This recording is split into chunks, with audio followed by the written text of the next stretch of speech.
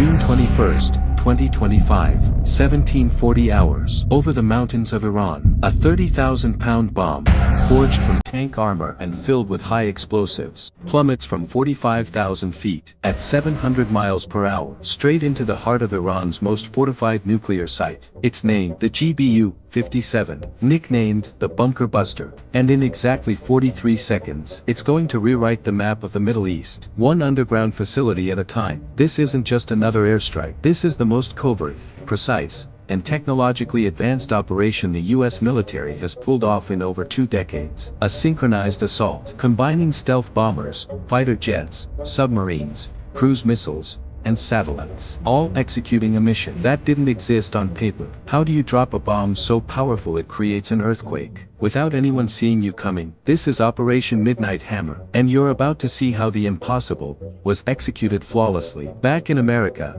as the Iranian military was attacking Israel's dome, at Whiteman Air Force Base, Missouri, the ground crew scrambles around one of only 19 operational B-2 Spirit bombers on the planet. Each one, $2.1 billion, literally worth more than its weight in gold. The pre-flight checklist is clinical. 14 GBU-57s, loaded onto rotary launchers. Conformal fuel tanks topped with 180,000 pounds of JP-8. An APQ-181 radar set to stealth mode. At 0:01 Eastern, June 21st, the first B-2 rolls down Whiteman's 12,400-foot runway. Its 4 GEF-118 engines produce a combined 69,200 pounds of thrust. They're whisper quiet compared to standard jets, but powerful enough to lift a flying wing carrying 336,500 pounds of aircraft and ordnance. The pilot climbs out shallow, minimizing heat signature. Even friendly satellites won't see much. But here's the trick. Not all the B-2s are headed east. 7 go toward Iran. Others fly west, toward the Pacific. Why? Deception. Russian and Chinese satellites track the westbound group, reporting movement toward Guam. Diplomatic noise. Intelligence chaos. Meanwhile, the real strike package ghosts east into the Atlantic. B-2s have 6,000 nautical miles of range, but the round trip to Iran, over 14,000. Even with conformal tanks, they're short. They need gas,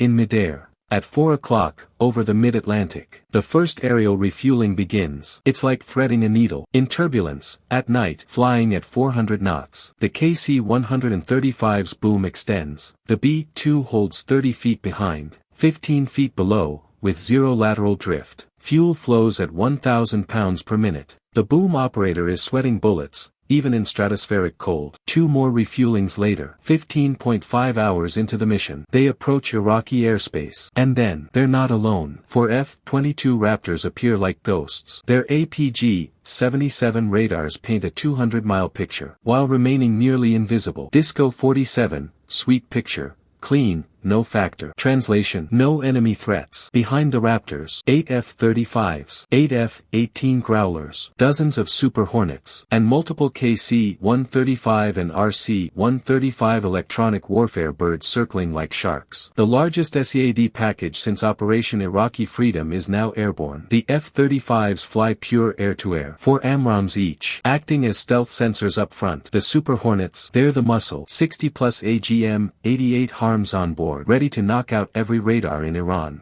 Twice. Growlers jam every frequency from VHF to UHF. Even Iranian cell towers go silent. At 1732, an S-300 battery near Natanz dares to light up. Its radar emits once. That's all it takes. An F-35 detects it. A Super Hornet receives the signal. A HARM missile is away. Mach 2.5. 15 seconds later, the radar becomes a crater. By 1735, 31 HARMs have been launched. Air defense is silenced. No enemy jets. No missiles fired. The Iranian defense network, blind, frozen, beaten before the bombers arrive. 2 hours earlier, at 1700 hours Eastern Standard Time, 1,200 miles from the B-2s, the guided missile submarine USS Georgia floats at periscope depth. She's no ordinary sub. Once an Ohio-class nuclear ballistic missile carrier, she's been refitted into a guided missile monster, an SSGN. No Tridents now. Instead, 154 Tomahawk cruise missiles. Each Block V missile. Cost $2 million.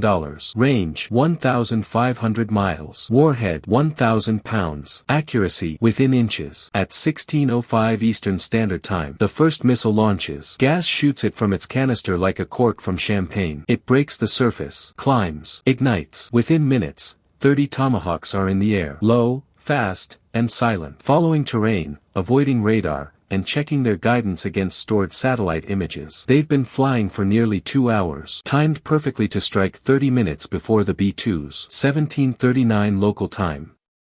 The lead B-2 begins its attack run. GPS-aided targeting activated. Accuracy within 5 feet. The rotary launcher spins up. The first GBU-57 is in position. At 1740, the bomb bay doors open. And then, it falls. 30,000 pounds of hardened steel. Tail fins deploy. GPS locks in. The pilot feels a slight lurch as the load releases. Fly-by-wire compensates. The weapons officer calls it. Bird away. Good separation. GPS lock confirmed. At 1740 and 43 seconds, the MOP hits. 1.5 billion joules of kinetic energy detonate underground. A shockwave rips through 200 feet of concrete and granite. The fuse waits, then detonates 180 feet deep, creating a 30-foot wide void. Everything above turns to powder. But one MOP isn't enough. 12 strikes are calculated to overlap, turning the mountain against itself. Natanz only gets 2 MOPs. Shallower facility. Pilots delay release for proper spacing. Meanwhile, at 19:05 Eastern Standard Time, the first Tomahawk from USS Georgia slams into the Isfahan hexafluoride storage building. A toxic cloud erupts. 29 more missiles follow,